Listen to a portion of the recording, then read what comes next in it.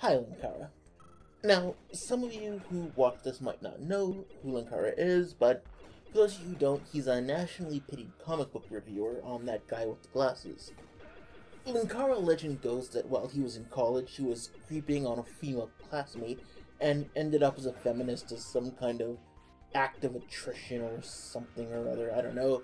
Bottom line is that he's a beta bitch and not a very bright one. Linkara hosts a series on That Guy with the Glasses called The Top of the Fourth Wall, where he basically shits on comics because they have boobies in them, which makes him feel uncomfortable, even though he totally does not have any issues when it comes to sex.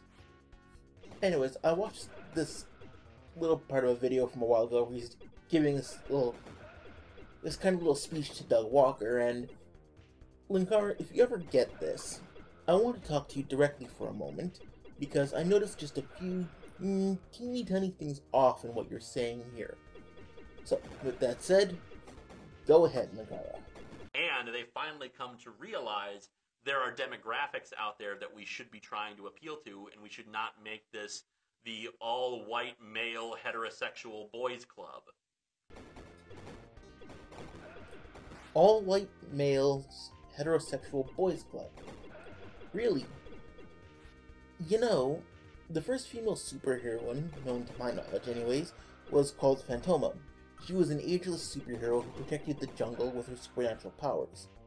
She appeared in Jungle Comics all the way back in 1940. A few months later, this was followed by The Invisible Scarlet O'Neil, which was written by one of the men involved with the original Dick Tracy comics, named Russell Stan.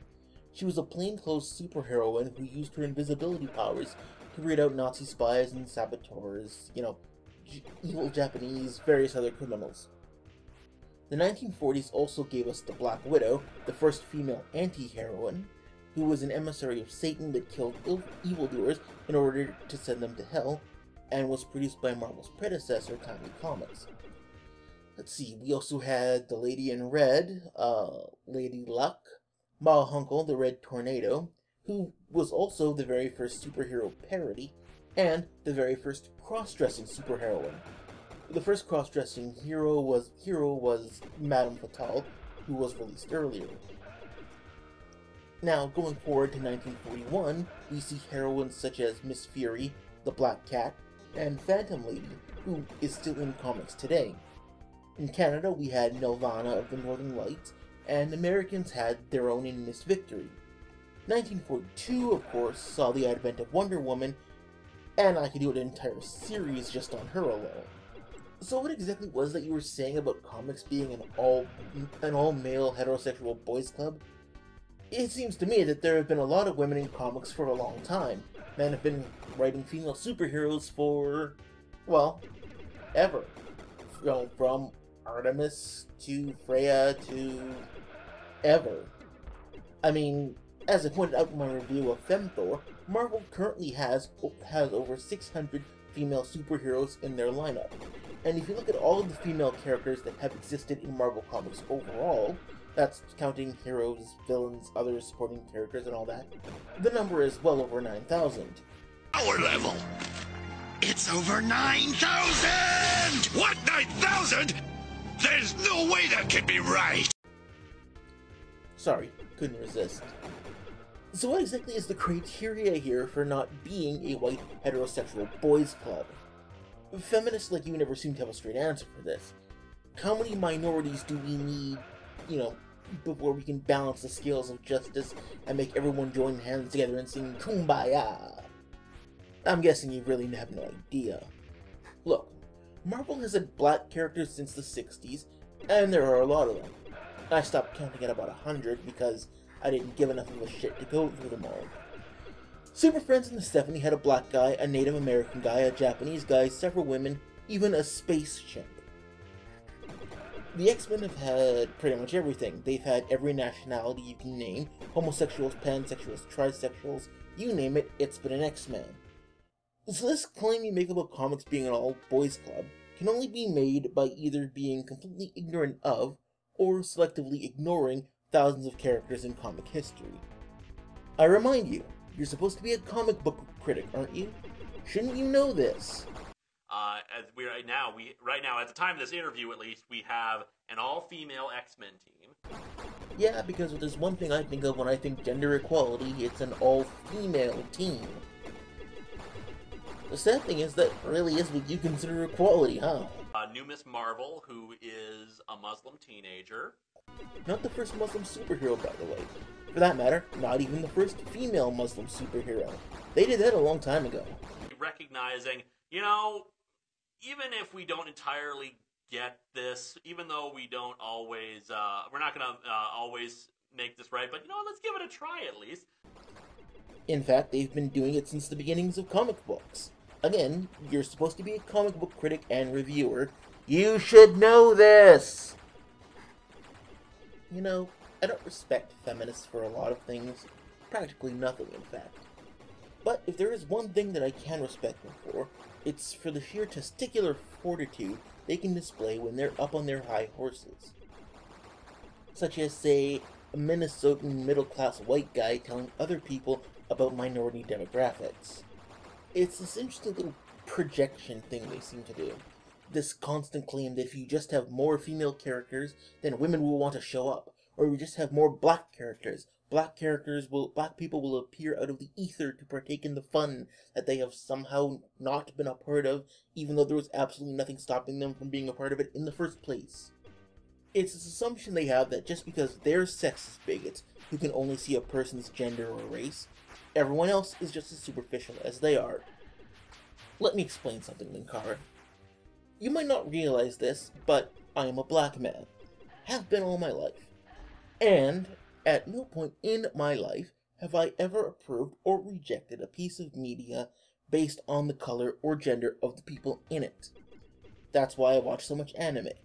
And why I read so much manga. That's why Sailor Moon is still one of my favorite series. It's why I don't like the Falcon, fucking hate Black Panther, but my favorite superhero ever is Dazzler. Melanin content in the skin and the arrangement of one's genitalia do not factor into my considerations when I judge a piece of media as being worth my time and investment. Take the Femtor comic as an example. I've pointed out how it sucks repeatedly, but it doesn't suck because it's a woman. It sucks because it's incompetently written, poorly plotted and characterized, pointless, and exists only to serve a bullshit ideological narrative like yours. If it were just the gender of the character done properly, and for a legitimate story or artistic reason, there would be no more problem than there is any time you change up a story on the fanbase. Also, let's take your logic a little further, shall we? If you need specific genders and races to appeal to specific demographics, then isn't that more of a case for having more white male characters and not less? After all, they're the core audience, especially since white is the predominant ethnicity in American Canada. So you'd want to cater to them even more to get them to stay as they are. So you'd want to cater to them even more to get them to stay as they are your proven customers. Adding in more women and minorities would only drive away your existing base, which, in business terminology, is called rocket sledding your way to bankruptcy. Or, maybe most people are like me, and it's not just the superficialities of sex and skin that people care about. I could be wrong, but I don't think that I'm particularly abnormal pathologically. Then again, perhaps I do possess some kind of glorious space brain that is capable of overlooking all of these things that are apparently so critical to one's enjoyment that it is impossible for the average slack-jawed idiot yokel to enjoy a piece of media if it does not immediately remind him of himself. Or, you know, you guys could just be full of shit. Could be that too. Let's actually try to appeal to these markets instead of trying to foster to the same 45-year-old comic fans that other people have been trying to appeal to who are rapidly losing interest in this. Okay, look. I'm gonna try and... If the original demographic that you were catering to is leaving, even though you cater to exactly what they want and what you think appeals to them, then it would seem to me that there's a different problem than you think there is. Obviously, your all-white male demographic is interested in more than just having white males. So why do you think that changing from a white male's demographic to Asian lesbian females is going to fix things. I find it unlikely that they will be so much more shallow than the white males. Maybe the problem with comics is not superficial things like race. Maybe the problem is just with the medium itself and the way it does things, and that's what is making it impossible to keep readers' attention and business. Allow me to give you my perspective on this for a moment, Lewis. Now, if you look at comic books as a medium, comics have done little to mature over the last 3 or 4 decades. And by mature, I don't mean toss in adult themes or titties. Having mature content does not actually make what you're doing mature. The 90s grim and gritty era of comics proved that. What I mean is that they haven't changed the way they operate to go along with the changing nature of the world and the audiences. Things that they did in the past are still done now, but don't really work anymore or are outdated, such as the long, revolving, constantly repeating storylines. The very repeating storylines. How many people have read comics and asked themselves how long it will be before someone does the smart thing and puts a bullet in the Joker's skull? Batman doesn't do it, the police don't do it, the Gotham criminal courts don't do it, even superheroes in DC who are actually willing to kill don't seem to bother to track his ass down and take him out once and for all. This is, keep in mind, a remorseless and relentless psychopath who has a body count in the quadruple digits, including wiping out a Boy Scout troop and terrorizing a major metropolitan city off and on for decades. And this, I remind you, is in America. You fuckers have invaded countries for less than this. But status quo is God, and Batman must always have the Joker, and there must of course always be Bruce Wayne as Batman with Robin at his side. You see where I'm going with this. Western comics have no closure, no end. There is absolutely no sense of accomplishment or satisfaction in this. How many times can you see the Joker threaten the lives of Gotham before it gets old? You know, Batman will stop him, put him away, and then he'll come back next week just like a Saturday morning cartoon. Except Saturday morning cartoons have gotten out of this. Very few cartoons anymore do this type of thing. Most of them have actual running storylines now, where eventually things get settled for good. A concept that is sadly lacking in comics, especially considering the constantly rotating cast of writers, which means, in practice, that one writer will start writing a set of characters and give them backstories, flesh them out, and use them. Then within a year or two, another writer will take over, who will likely have an entirely different vision of the characters, and will then rewrite, retcon, or butcher the things that previous fans liked about the comic.